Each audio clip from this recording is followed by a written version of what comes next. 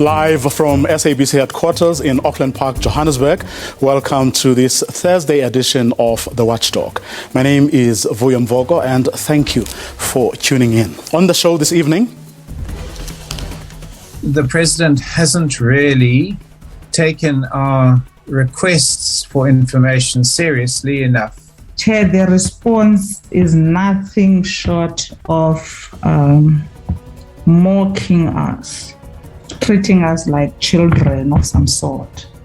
Let's follow the advice of parliamentary legal, and I would therefore move against what my colleagues have proposed.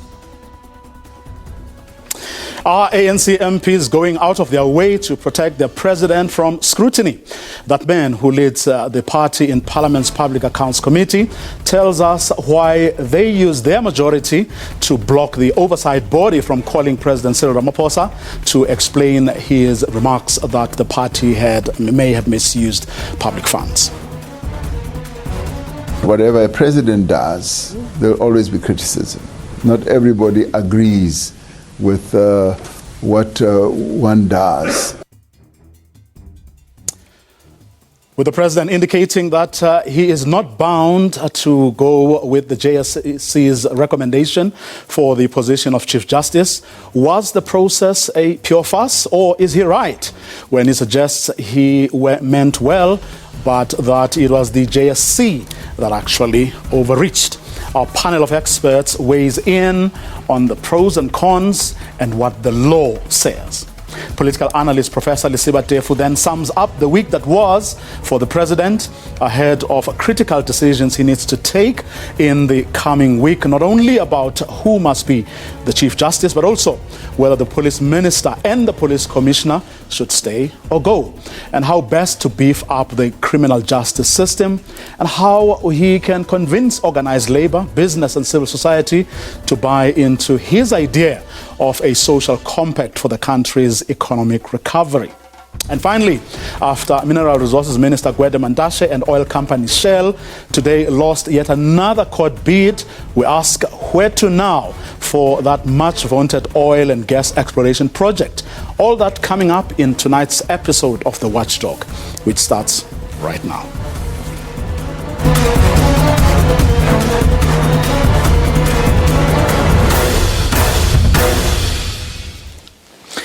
Parliament's Standing Committee on Public Accounts, SCOPA, last night resolved not to call President Cyril Ramaphosa to appear before it. This after the ANC called for the matter to be put to a vote and won, defeating the DA, the EFF and the ATM, all of whom voted in favor of the president appearing before SCOPA. And following the widespread circulation of an audio clip of an ANC-NEC meeting where the president is heard suggesting that he and the rest of ANC leaders knew that state resources are often used for party campaigns. But SCOPA resolved to write to the president and seek an explanation. Now, upon receipt of his response, all opposition MPs on the committee weren't happy with the president's response and wanted him to be called to appear before the committee to explain himself and perhaps be cross-examined. My colleague Bulelani Phillips followed the proceedings last night and filed this report. The president has met the request from SCOPA to give a written explanation about his comments. He argued that he was referring to issues which were in the public domain, like at the State Capture Commission of Inquiry, but he was open to interact with SCOPA. Now that SCOPA is going through the response that I gave, if they ask me to come, will I go? Yes, of course. I will not wait to be summoned. During a SCOPA meeting, there were different views about whether the president must be called to give oral evidence. The opposition parties were in favor of the idea, while the ANC insisted the president must not be called at this stage. Let's follow the advice of parliamentary legal on the aspect of continuing with what happens to be an interest so far. And I would therefore move against what my colleagues have proposed for a call of the president. It would appear to be some form of obfuscation and directing us away from the main issue. And so, Mr. Chairman, I remain concerned that the president hasn't really taken our requests for information seriously enough. Chair, the response is nothing short of mocking us, treating us like children of some sort, as if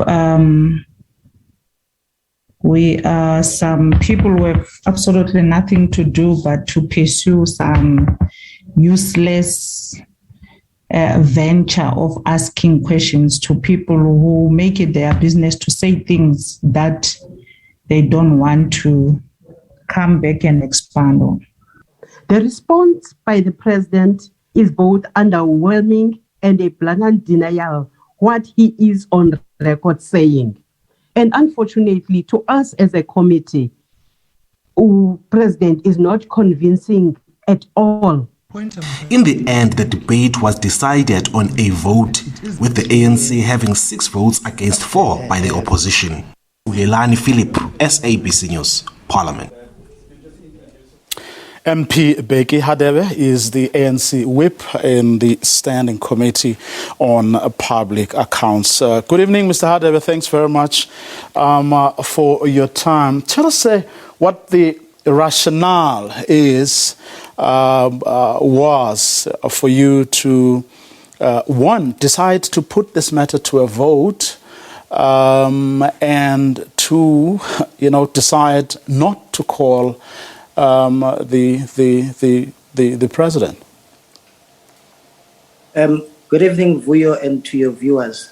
Well, first and foremost, when we received the response from the president, we followed standing rules and practice within SCOPA.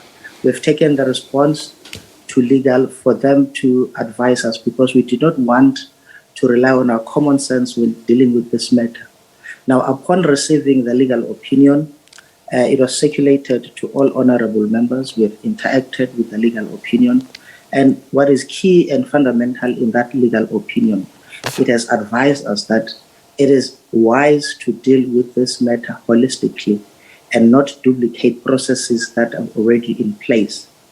So the second aspect is that we were advised that let us wait for the final Zondo Commission report to be released, study the report. Once the report has been released and studied, we'll then determine the approach that needs to be followed. I must say this upfront. We are not saying the president must not appear before SCOPA. The timing at this current juncture, it is not wise for the president to appear.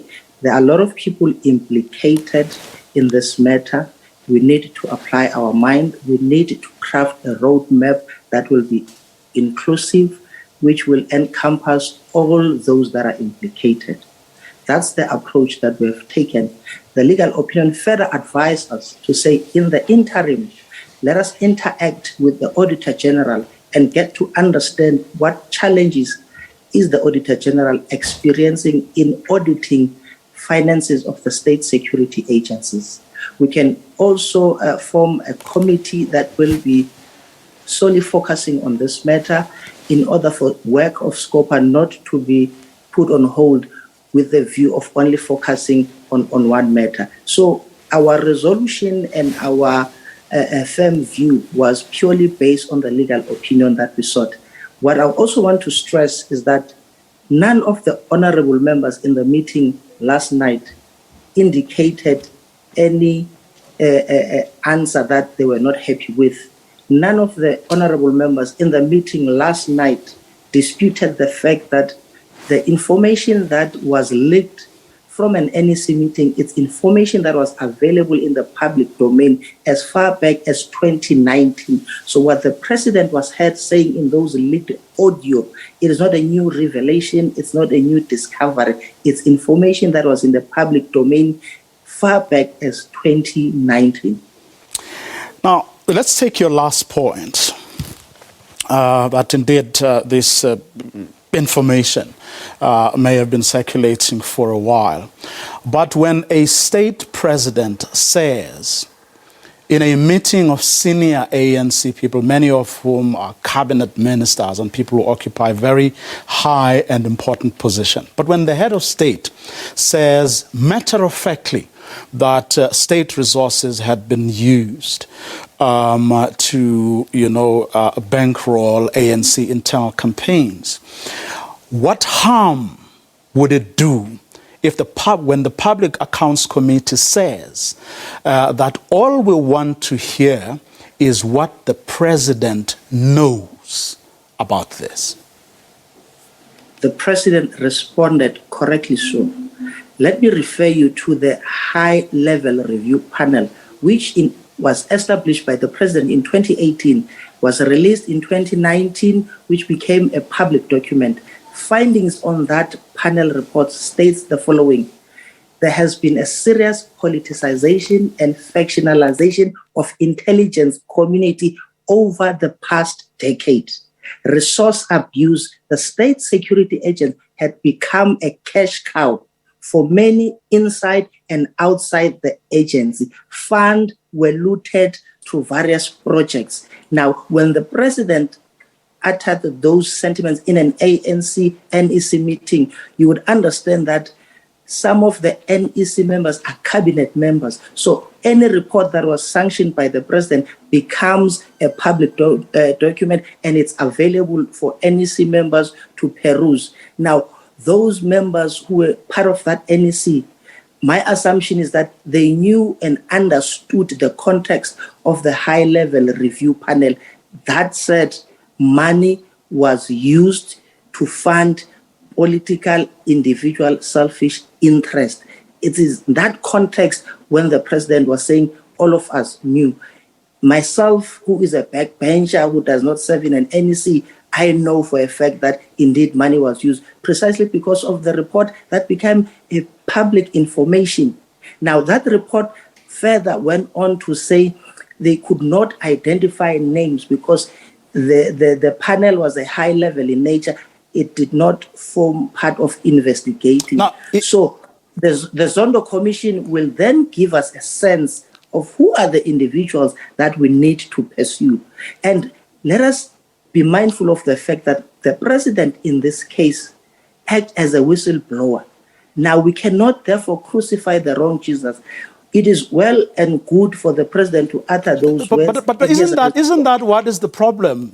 Your fear that he's going to be crucified. Why don't you take the opposition on their bona fides, that all they want is information? And on the back of what you just said, that this is information that is freely available, that is known, that came in part out of, that Mufamadi report, and especially on the day when the president himself actually said, I don't have a problem appearing before Scopa. So I still don't understand what it was you feared.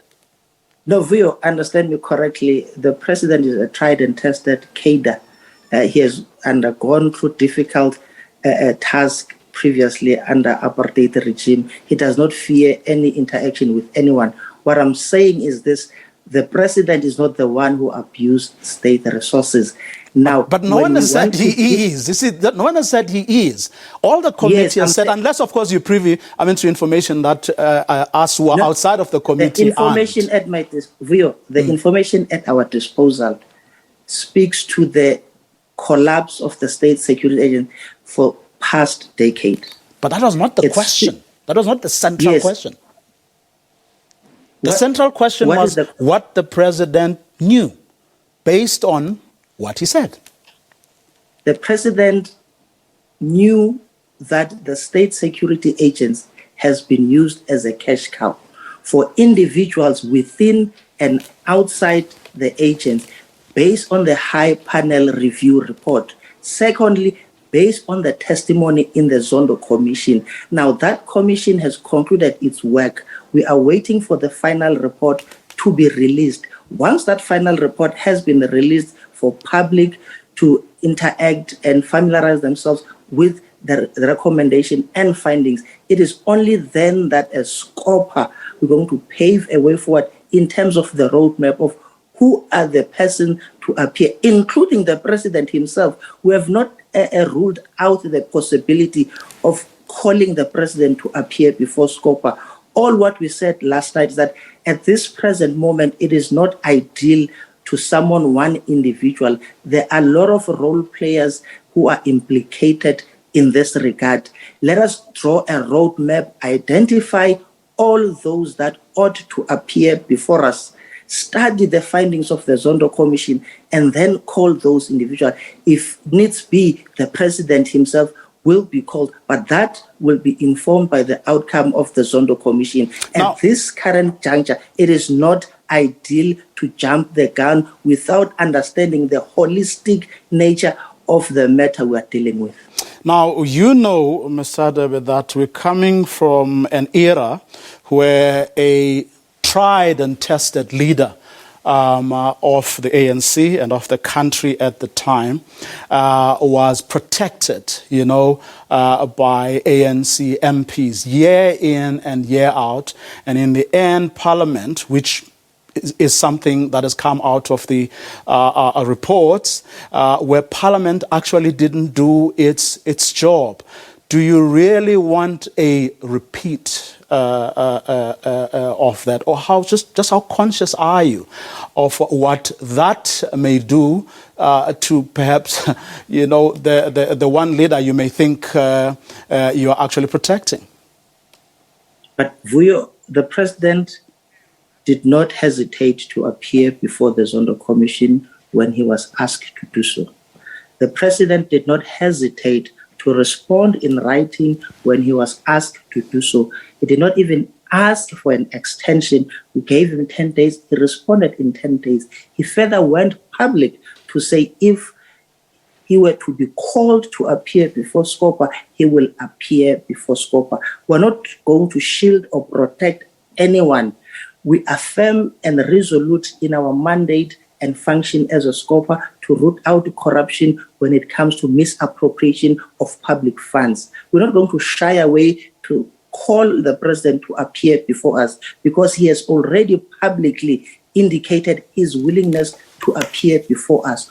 All what we are asking, give the committee enough space to deal with matters holistically, give the committee enough space to craft a roadmap of who else ought to appear before SCOPA.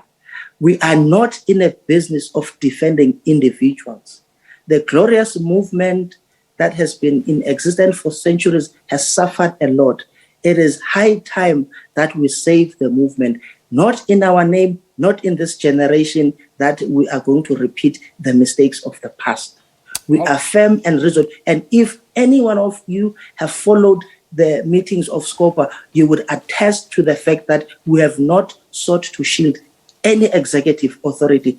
All ministers that have appeared before SCOPA, they were not treated with kids' glove. We were firm and resolute in executing our mandate. We will do the same if it is fit for us to engage the president. We will do the same. We're not going to give a special treatment. Okay, hopefully all of that is indeed true, at least for the sake of the country. Thank you very much, Mr. Hadebe, for coming through this evening. Really appreciate it. He is the ANC whip in the Standing Committee on Public Accounts, who last night resolved not to call President Cyril Ramaphosa to appear before it. The ANC MPs in the committee using their majority to block that request, which came from opposition parties.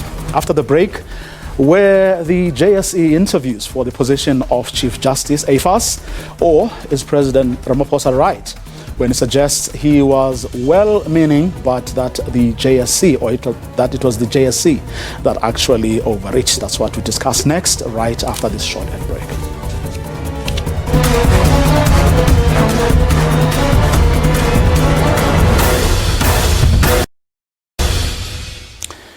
President Cyril Ramaphosa's choice of Chief Justice may not be the person that the Judicial Services Commission may have recommended. The president telling journalists at a media briefing yesterday that the JSC overreached and that he will exercise the powers vested in him by the Constitution. We sought to ask the JSC, having gone through a sort of a public process, to see who would be most suitable, or who would be suitable, not necessarily the most suitable, but who would be suitable. So we literally expected a reply that would say, these are the names of the people that we've interviewed who we believe are suitable. They went over that and they nominated a person. Now, that does not detract from what the role of the president is. The president's role still remains that the president has the authority and the power in the end, after the various consultations with the JSC as well as the parties, to appoint a Chief Justice. That's where we are now. And that's precisely what we are giving consideration. I'm giving consideration to. So we will see how that ensues and what the final outcome of that is. So, and it's quite clear, the political parties will be consulted, and they'll be informed what the decision would be. Well, to look at what the law says, as well as the pros and cons of what the president said there, please welcome Mbegezeli Benjamin from Judges Matter, as well as Ritumetse Piri from Lusprudentia Specialist Council. Good evening, gentlemen. Thank you very much for your time. Perhaps a good point to start at is what the law says in terms of who has the final say, in who becomes the Chief Justice. Mbegezeli? Good evening, Vuyo. Good evening, Ritumetse, and to the viewers at home.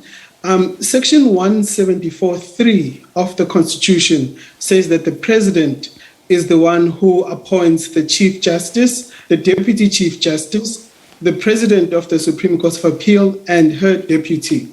Those four positions are the top four positions in the judiciary, and the president has the final say on who becomes who fills those positions. So President Ramaphosa is right to say that he is the final decision maker in this. But of course, he is required, when he appoints the Chief Justice, he's required to consult the Judicial Service Commission and leaders of political parties in Parliament. Well, assuming, Ritumetse, that you agree wholeheartedly with what Mbegezeli just said, the question then becomes, what was the whole fuss then, of asking the Judicial Service Commission to, undertake this whole process? Thank you, Vuyo, and good evening to you and Mbegezeli and the viewers. I do certainly agree wholeheartedly with Mbegezeli. That's certainly the law and the explicit terms of the Constitution. I guess the question really is, what effect do you give to the meaning of the word consultation?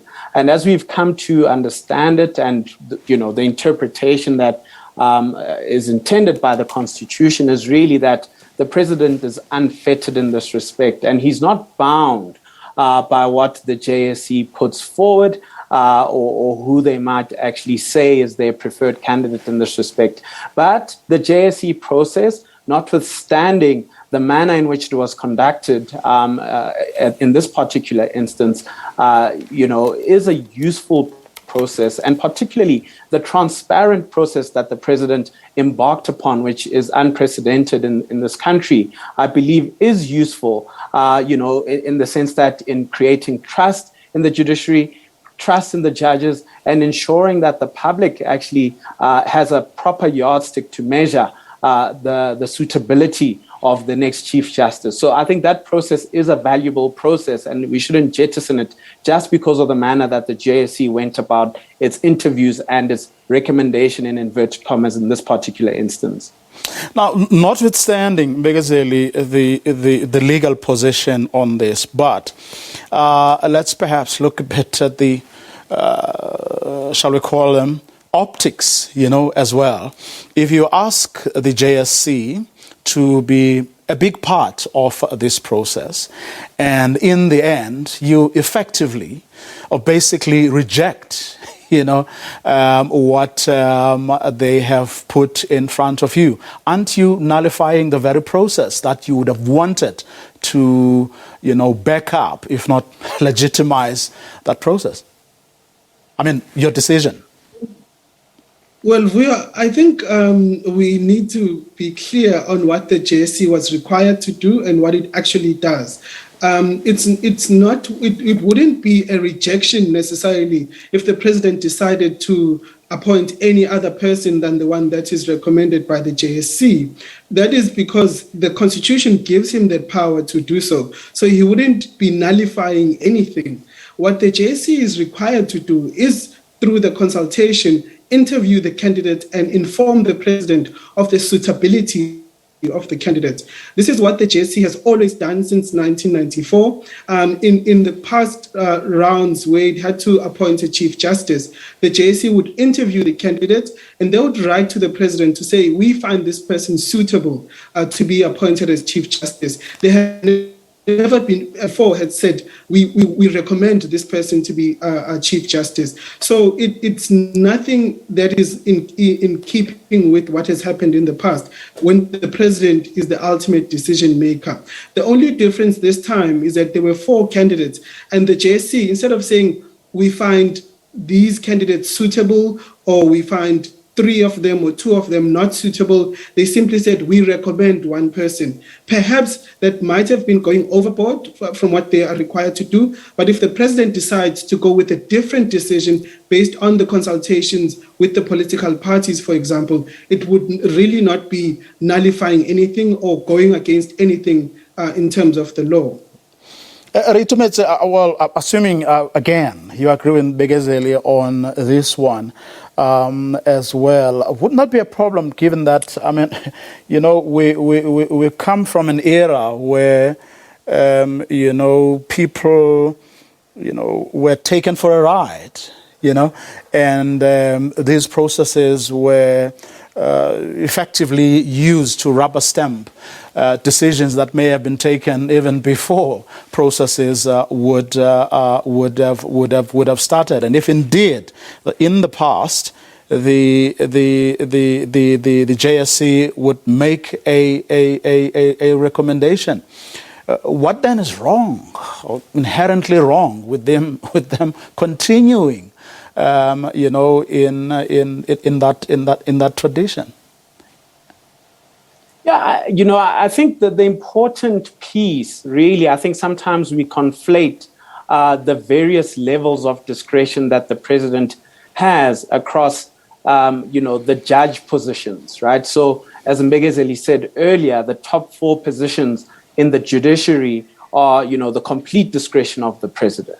And then there's a middle layer there where basically he's advised, or rather the bottom layer, he's advised by the Judicial Service Committee. And then a middle layer where he basically consults on a more intense level, right? And I'm just simplifying. So, I think we sometimes look at these processes in the appointment of judges in general, for the various divisions of the courts where the president doesn't have a discretion and the JSC is entitled to actually say, you should appoint these people. And we're conflating it with what happens at the Constitutional Court. And so even though in the past the names haven't been as numerous. Essentially, the president has had the same discretion that he has, even in this particular instance, to say, actually, even after consultation, and even though this is the person you've considered suitable, I might actually appoint somebody else. We just haven't understood it in that perspective. And I suppose what is the issue in this particular instance, and I think this is where you're trying to go, Vuyo, is that there is a political pickle, because in the nomination that has been given, or the name that has been put forward, it is a strong candidate in her own right. She is a female, who would be the first female Chief Justice, and potentially in the way that she was interviewed did not necessarily, in fact, none of the candidates faced similar questions and could not be assessed like for like. And we know what happened with the last two candidates, who are also strong candidates, but were subjected to a line of interviewing that was probably not appropriate. So what is going wrong is the conduct of the commissioners, and not so necessarily the work and relevance of the JSC. And I think that is really where the tightening up needs to happen for this process to be effective and contribute in the manner that it is intended to contribute with respect to the judiciary in the country. Great points there, and something to really examine in greater detail in future, because that has been one of the big criticisms of this process. I was going to ask you, in fact, perhaps in a few seconds you can answer this. I'm reminded by the pickle that Ritumetse was talking about, considering the fact that, the president also appoints his cabinet. He has that prerogative. But we've seen how many of them underperform or don't perform at all. And at no point, have we had the president coming forward to say, so-and-so performed very badly, even though they have performance agreements, we are told, and therefore I'm removing them and getting someone who can actually do the job. Is that completely irrelevant? We're talking here about the person in the street, and how they think and how they look at these things. A quick comment? Well, if I understand your question correctly, should the JSC process, an interview process, be also introduced into the cabinet process? No. Sorry about that. No, what I was saying was, in the same way that the president never gets to explain his decisions about how he appoints or why he appoints, cabinet ministers, and why he gets rid of them or moves them around when he sees it deems it fit.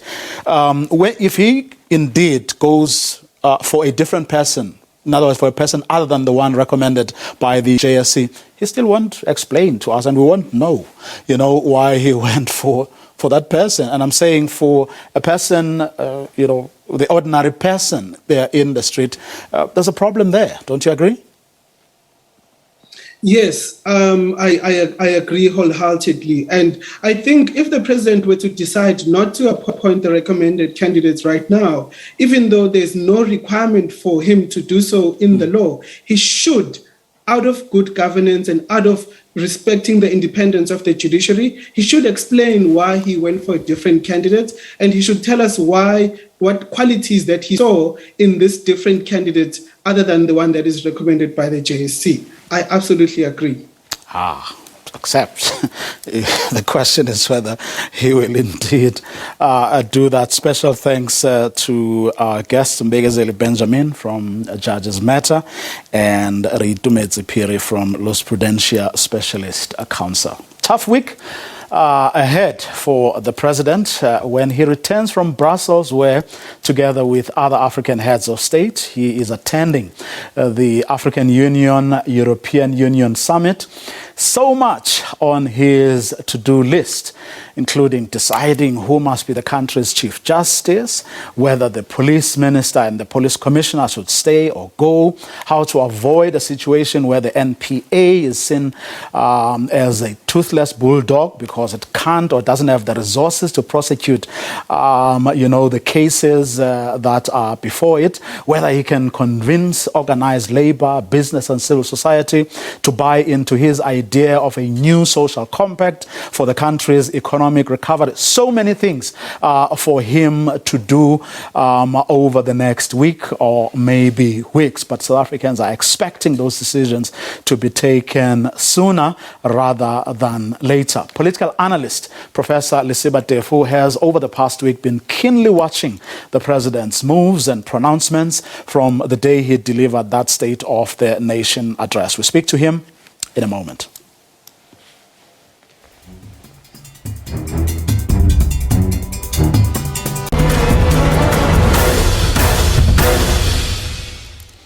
Oh, Professor Tefu is on the line, and he does indeed join us now. Prof, good evening. Thanks very much for your time. You watched the State of the Nation address. You watched the responses of the official opposition, and of course that little briefing that the president had yesterday afternoon with journalists.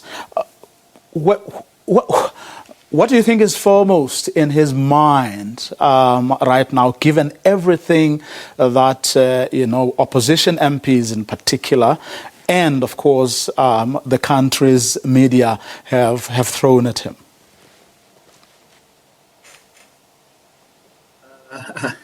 I appreciate the difficult position in which he finds himself, but I also acknowledge the fact that he has the capacity to prevail.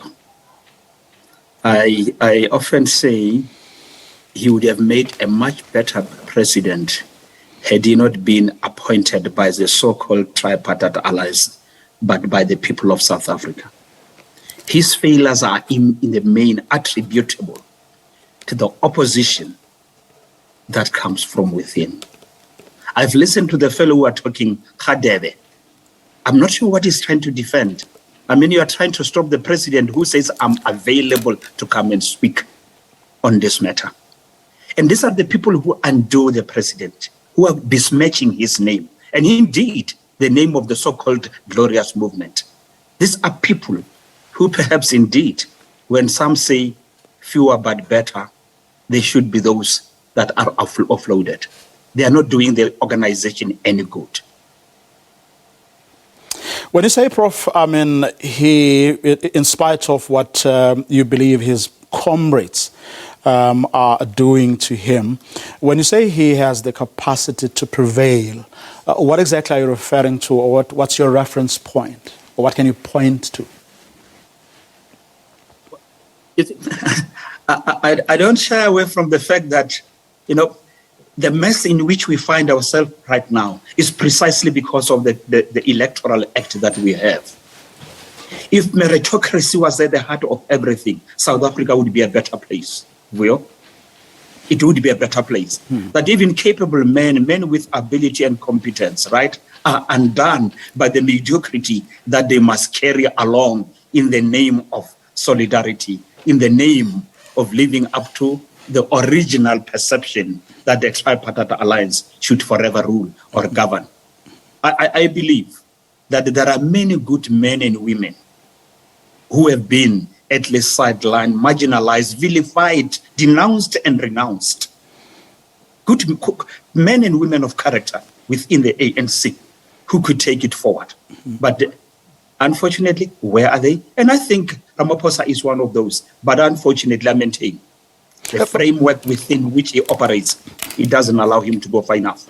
But then here's something interesting here, Prof, on the back of what you've just said.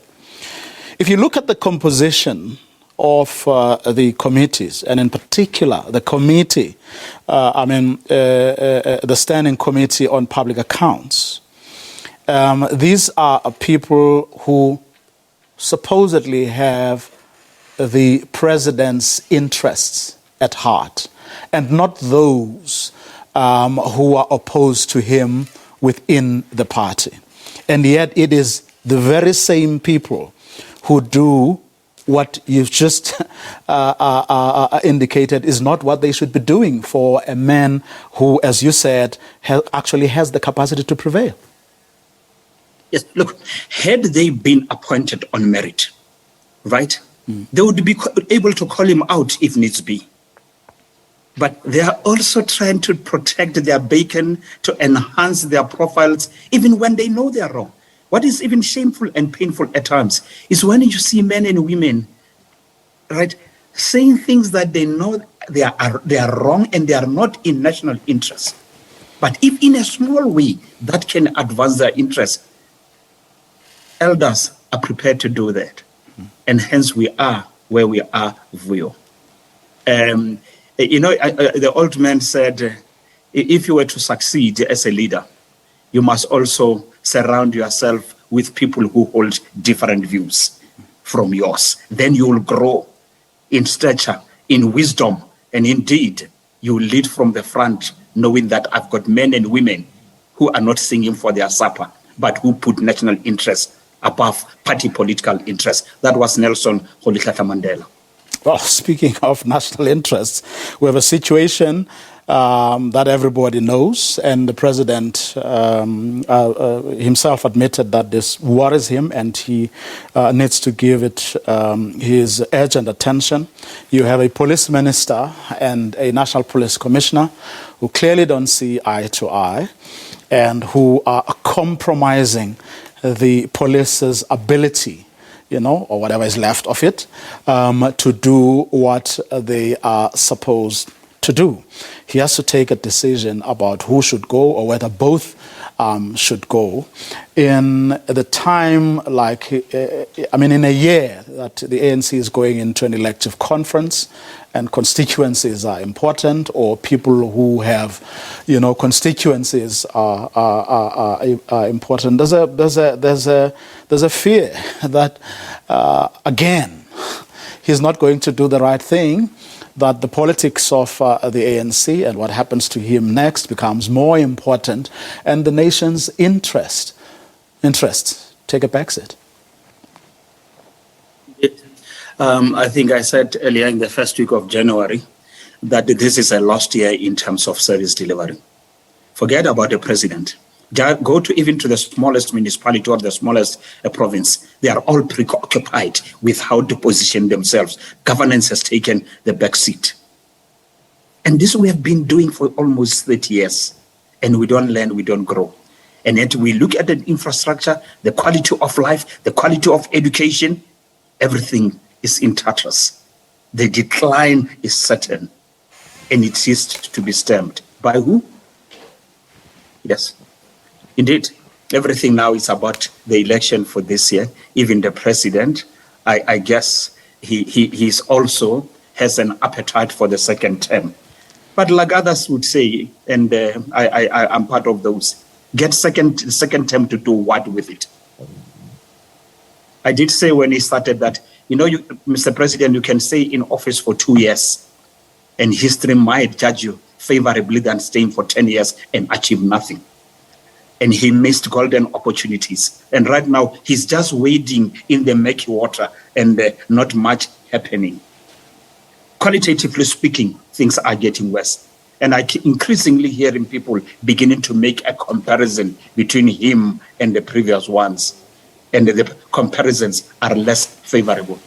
Decisive leadership, taking unpopular decisions, but in national interest, is what made great leaders great.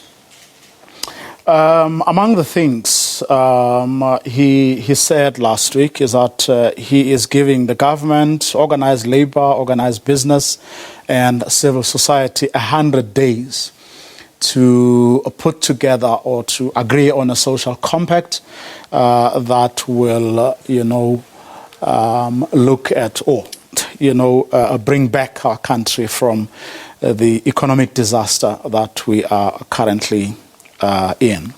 And if one looks at, the pronouncements, by organized business leaders, organized, labor leaders and civil society, we've been having them, over the past few weeks and months here on the program, it would seem that they don't have a great deal of hope, or they are very much unhappy by President Cyril Ramaphosa's government's refusal, as some of them put it, to lead. Do you see anything coming out of this process, their engagements over the next 100 days that will really advance, our country? I don't know what informed those 100 days. What are you going to do in the 100 days that you failed to do in 4 years?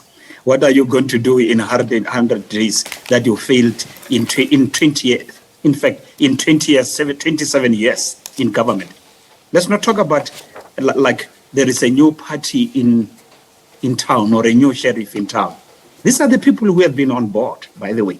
And if we talk about the president, he has 4 years as a president and 5 years as a deputy. And then he needs 100 days to turn things around. Yes, maybe there is a magic wand. Let's wait and see. But I'm not optimistic, not at all. In fact, at least there is one thing that he said I give him credit for, namely that it is not the government that creates jobs, the government creates an enabling environment. Only in Africa, people expect government to create jobs, hence they kill, maim, destroy in order to access the national granary. Governments creates enabling environments for society to thrive and for people with the potential to optimize their abilities, that you can rise from nowhere to become a billionaire without getting a single tender from government.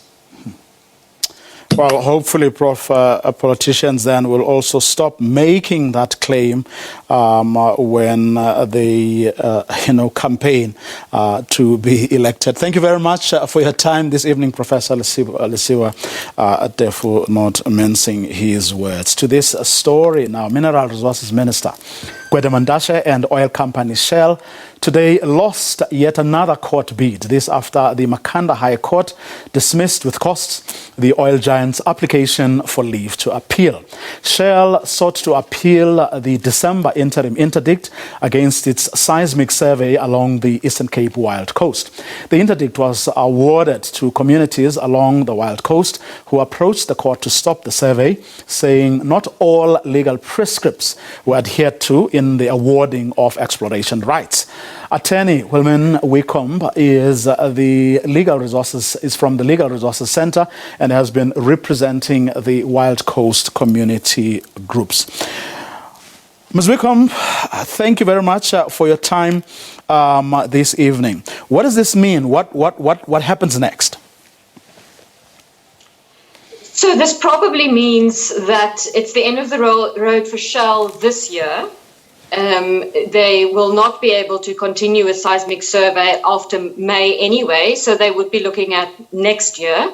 Of course, it's not the end of the road for the litigation. The bigger application, that is to have the permit granted by the minister set aside, that will still be heard late in May with a judgment some months after that. Just to make sure that we clarify this, Shell had stopped that exploration, right? Correct. So on 28 December, Judge Bloem ordered them to stop, and that it is that interdict that they were seeking to appeal. Okay. But that leave to appeal was also set aside today. Okay. And now in May, then the real deal is what the court is going to look into. Correct. So that's when the court is going to decide whether the permit was granted lawfully. If it was not granted lawfully, which we believe, then it's back to the drawing board for Shell.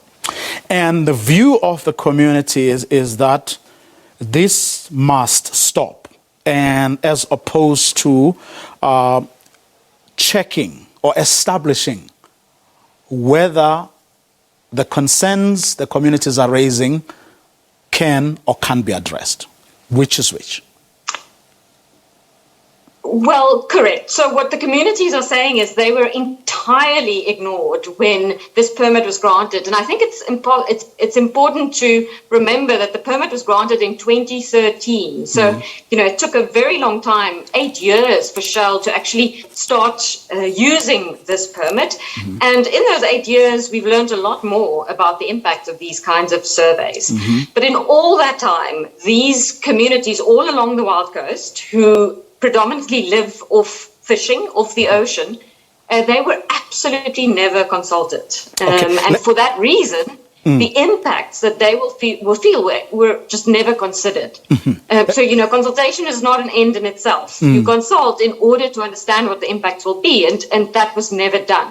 Okay. And for this reason, they're saying this must be stopped. Okay. I had a clip I wanted to play you, but we don't have the time to do that. But assuming, or let's say we accept that consultation was indeed not done, or it was whatever was done was insufficient, right? And let's say that from where the community sits, their fears are justified, and perhaps, in the absence of that consultation and information that may allay their fears, they are sticking to their guns. Is there room, though, for something that will say, whatever the government may have done or done wrongly, right? There is still room for the parties to come together and say, let's not throw the baby out with the bathwater. Can we establish the facts and see whether these things can be done, hopefully properly, this time around? Well, I think that's exactly what my clients are asking for. They're asking that this process that was not run properly be stopped. And so that Shell starts afresh and do a proper process where an environmental impact assessment is done that will indeed, as you say, find all the correct information and ensure that their rights are protected. That's what they're asking for. Probably not a big ask, but one wonders why it hasn't happened up until now. Unfortunately, we have run out of time. Thank you very much for your time this evening. She's from the Legal Resources Center and has been representing the Wild Coast community groups. And that's our show for this evening. Do join us again tomorrow night, 8 p.m. sharp. Good night.